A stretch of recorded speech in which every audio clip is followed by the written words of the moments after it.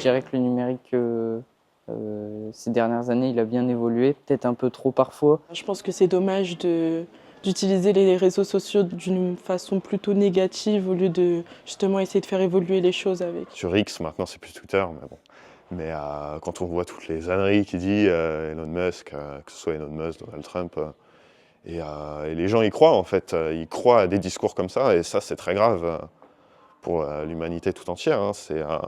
C'est ne plus réfléchir pour laisser place à le vide, et c'est pareil avec les réseaux sociaux. Je pense que l'émergence et la prise de puissance des extrêmes, ça aide pas non plus, parce que ça peut...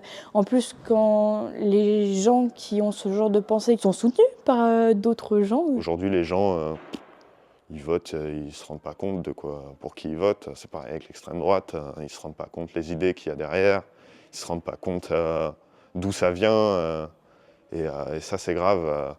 De laisser place à l'ignorance. On a beaucoup de fake news, de la désinformation, mais on a aussi beaucoup d'informations qui sont réelles. Et aujourd'hui, on essaye d'améliorer les réseaux sociaux. Pour les jeunes, justement, il y a beaucoup de nouveaux créateurs de contenu, journalistes comme par exemple Hugo Décrypte. L'actualité, on peut la suivre sans forcément regarder le journal, lire le journal, regarder la télé. L'intelligence artificielle, oui et non, quoi. S'il y a des trucs où c'est pas mal, mais il y a des informations, c'est faux. Moi, je suis plutôt contre. L'intelligence artificielle, il y en a beaucoup. Je sais que même en cours, moi, j'ai beaucoup de camarades qui utilisent l'intelligence artificielle, mais je trouve pas ça forcément positif parce que je préfère avoir une réflexion personnelle. Les gouvernements, ils veulent énormément l'innover.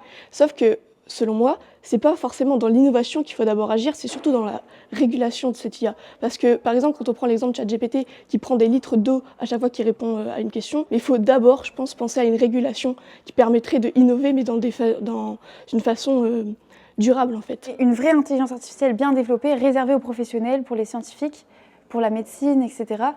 Là, c'est vraiment utile et comme ça polluerait moins.